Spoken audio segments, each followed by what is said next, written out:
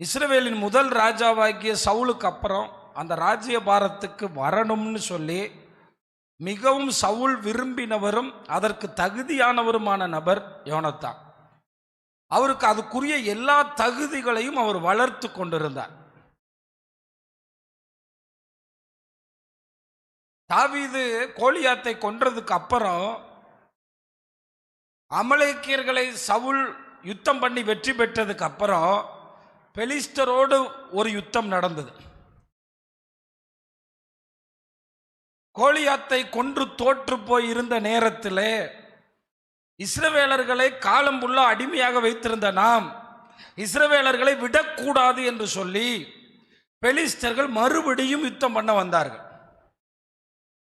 ஏன்னா இந்த சாத்தானுக்கு நம்ம எத்தனை ஆண்டவருக்குள்ளே வந்து சபைக்குள்ளே வந்தாலும் நம்மளை மறுபடியும் கடன் பிரச்சனையில் மறுபடியும் பாவத்தில் அடிமையாக வச்சிருக்கிறதுக்காக ட்ரை பண்ணிக்கிட்டே இருப்பான். அவன் தான் பெலிஸ்தேன். அப்படித்தான் நிறைய விசுவாசிகள் மறுபடியும் கடனில் சிக்கிடுவாங்க, மறுபடியும் ரகசியமான குடிப்பழக்கத்தில் சிக்கிடுவாங்க, மறுபடியும் பழைய பாவத்தில் மாட்டிக்கிடுவாங்க. இப்போ பெலிஸ்தன் மறுபடியும் வந்துட்டான். அந்த நேரத்தில் பெலிஸ்தர் என்ன பண்ணுறாங்க தெரியுமா? விவரமாக மண்வெட்டி அடிக்கிறவன், பட்டயம் அடிக்கிறவன், பெரிய பெரிய ஆயுதங்களை அடிக்கிற கொள்ளர்களை ஃபுல்லாக தேசத்திலேருந்து கொண்டு போயிடுவான்.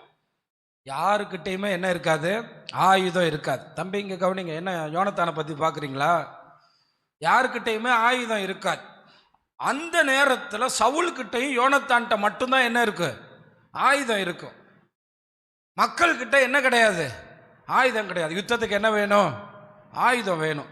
அந்த நேரத்தில் யோனத்தானும் தன்னுடைய பாதுகாவலனும் சேர்ந்து போய் ஒரு யுத்தத்தை நடத்தி மிகப்பெரிய வெற்றியை கொண்டு வந்தார்கள். அப்படி ஒரு யுத்தத்தை செய்தவன் தான் யார்? யோனத்தான். ஏன்னா அடுத்த ராஜாவாகணும்னா என்ன செய்ய தெரிஞ்சிருக்கணும்? யுத்தம் செய்ய தெரிஞ்சிருக்கணும். செஞ்சான்.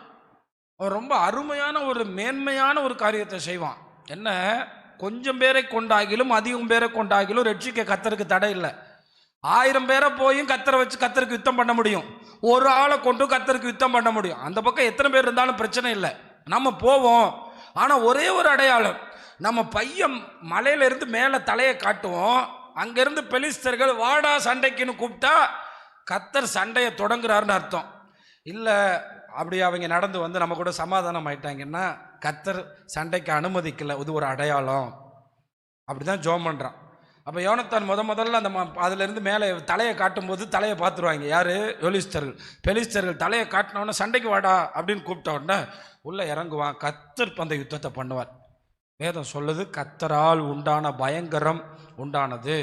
அந்த இடத்துல யோனத்தான் தன்னுடைய அந்த ராஜ்ய பாரத்துக்கு தகுதியானவன் என்பதை நிரூபித்து காண்பிப்பான். அப்படிப்பட்டவன்.